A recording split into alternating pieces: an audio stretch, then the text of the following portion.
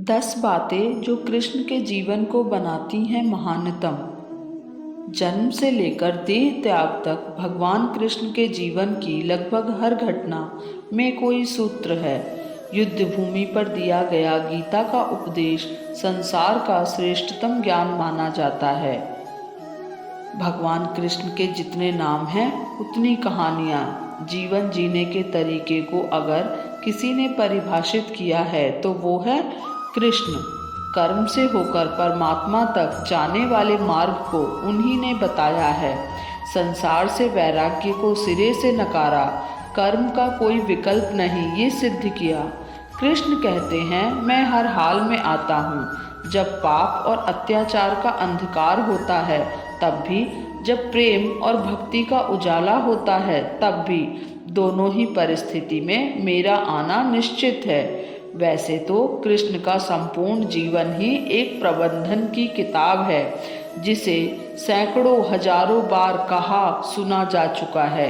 कुरुक्षेत्र में दो सेनाओं के बीच खड़े होकर भारी तनाव के समय कृष्ण ने अर्जुन को जो ज्ञान दिया वो दुनिया का श्रेष्ठतम ज्ञान है। गीता का जन्म युद्ध के मैदान में दो सेनाओं के बीच हुआ। जीवन की श्रेष्ठतम बातें भारी तनाव और दबाव में ही होती हैं। अगर आप दिमाग को शांत और मन को स्थिर रखने की कोशिश करें तो सबसे बुरी परिस्थितियों में भी आप अपने लिए कुछ बहुत बेहतरीन निकाल पाएंगे। ये कृष्ण सिखाते हैं। गीता पढ़ने से पहले अगर इसी बात को समझ लिया जाए तो गीता पढ़ना सफल हुआ। कृष्ण का जीवन ऐसी ही बातों से भरा पड़ा है। जरूरत है नजरिए की। उनका जीवन आपके लिए माइथोलॉजी का एक हिस्सा मात्र भी हो सकता है और आपका पूरा जीवन बदल कर रख देने वाला ज्ञान भी। आवश्यकता हमारी है, हम उनके जीवन से क्या लेना चाहते हैं।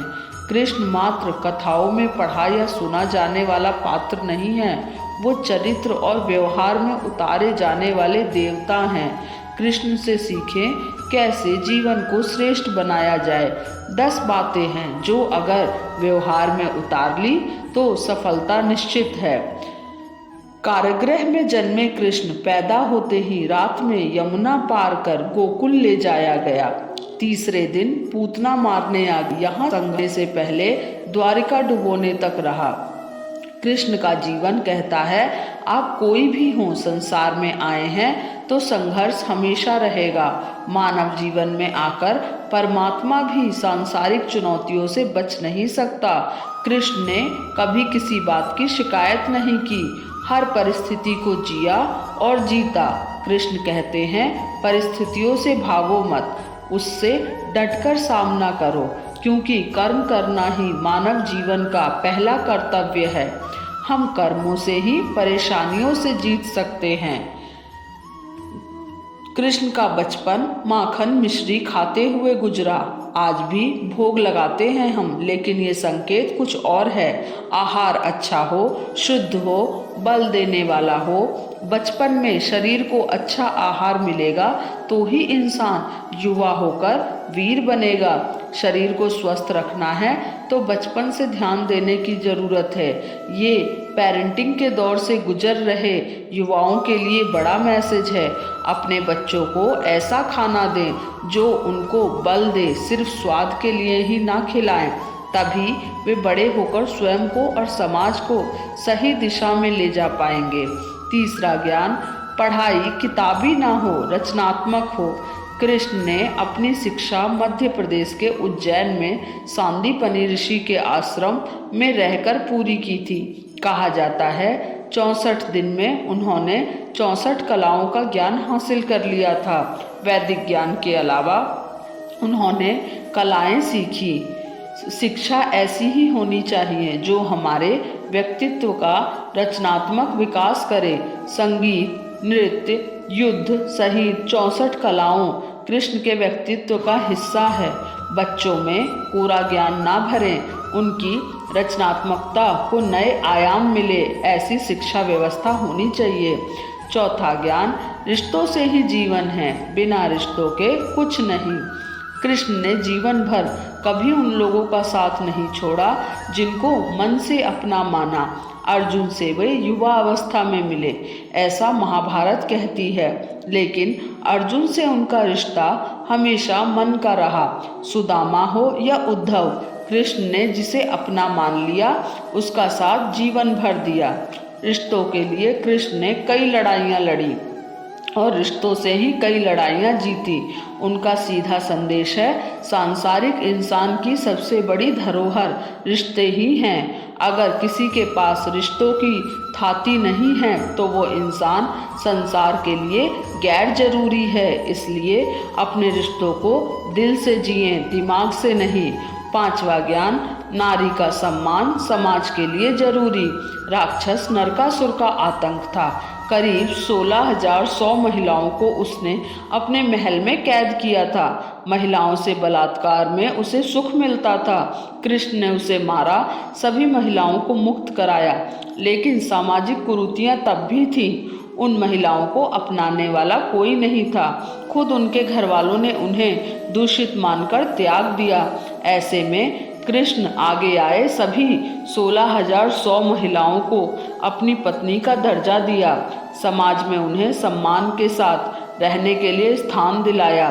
कृष्ण ने हमेशा नारी को शक्ति बताया, उसके सम्मान के लिए तत्पर रहे। पूरी महाभारत नारी के सम्मान के लिए ही लड़ी गई। सो आप कृष्ण भक्त हैं तो अपने आसपास की महिलाओं का पूरा सम्मान करें। कृष्ण की कृपा पाने का ये सरलतम मार्ग है। छठा ज्ञान, आपके मतभेद अगली पीढ़ी के लिए बाधा न बने। कम ही लोग जानते हैं कि जिस दुर्योधन के खिलाफ कृष्ण ने आजीवन पांडवों का साथ दिया, उसकी मौत का कारण भी कृष्ण की कूटनीति बनी। वो ही दुर्योधन रिश्ते में कृष्ण का समधी भी था। कृष्ण के पुत्र सांब ने दुर्योधन की बेटी लक्ष्मणा का अपहरण करके उससे विवाह किया था, क्योंकि लक्ष्मणा सांब से विवाह करना चाहती थी, लेकिन दुर्योधन खिलाफ था। सांब को कौरवों ने बंदी भी बनाया था। तब कृष्ण ने दुर्योधन को समझाया था कि हमारे मतभेद अपनी जगह हैं, लेकिन हमारे विचार हमारे बच्चों के भविष्य में बाधा नहीं बनने चाहिए।